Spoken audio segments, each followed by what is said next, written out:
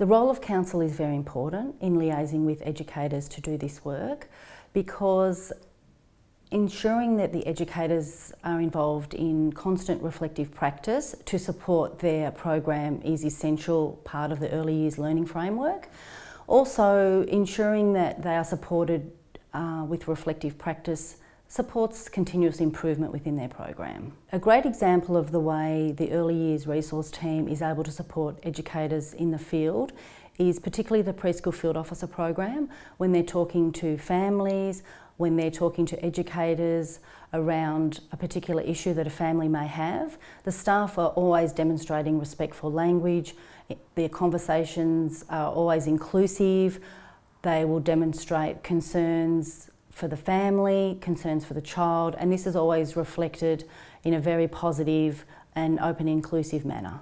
One example of putting a gender lens on the practice for early years educators is the intentional play spaces that we arranged for the educators in our area. At this play space, we set up a whole range of environments that were able to reflect how a gender lens could be used within their environment.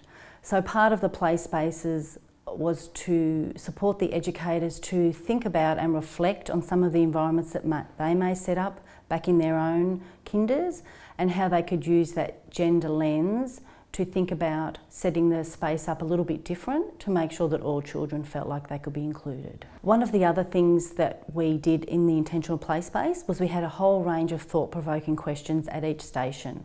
So even though the environment may look like it's set up in a traditional way, there were certain statements there that the educators could have a look at that really got them thinking about the actual space that was there, and some of those questions and discussion topics that they could use with the children who were using that space at that time. The final thing I'd like to share about the reflections of this work is that it's not about throwing things away, it's not about banning Barbies or stopping fairies and princesses, because as educators, we're taught to plan around the interests of the children. So the children will still have these interests.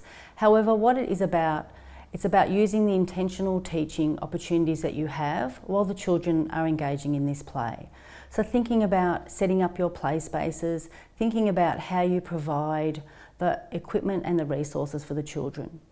I guess what we're doing is we're encouraging educators to put a gender lens on their planning, their programming and their environmental setups to ensure that they're inclusive for all children. We get to know our families, and in doing so we're able to provide flexible appointments, so we can see families after hours or first thing in the morning. We try to encourage both carers to come to the appointments, and we try to accommodate their needs. We also fund specific programs to encourage carers who may not be able to access our program, for instance our fathers.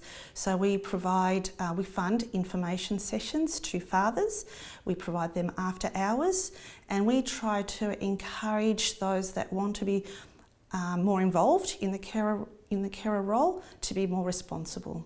Some of the internal opportunities are that we provide internal and external supervision to our nurses, and this is a great opportunity to unpack unconscious gender biases and also to challenge rigid gender stereotypes that the maternal child health nurse may carry. We're also very committed to providing training, so we provide regular ongoing training around supporting women who may be in current family violence. We provide training in preventing violence against women. We provide training around gender equity and unconscious bias around gender equity. We also take our time and we work towards developing strong working relationships with internal and external organisations and programs such as GPs, family violence programs and family support programs. And this helps in the referral process. We want to be able to refer women. Having an ongoing dialogue around gender equality and applying a gender lens through our work constantly makes us reflect on who's accessing our service and who's not accessing our service, and what do we put in place to make those who don't access our service access the service in a constructive respectful manner. One practice that we're currently reflecting on is how well do we engage fathers who want to be more involved in the care of their babies. We run new parents groups, and we're constantly thinking about making new parents group accessible to dads. And we realise in order to do that, we need to run them after hours.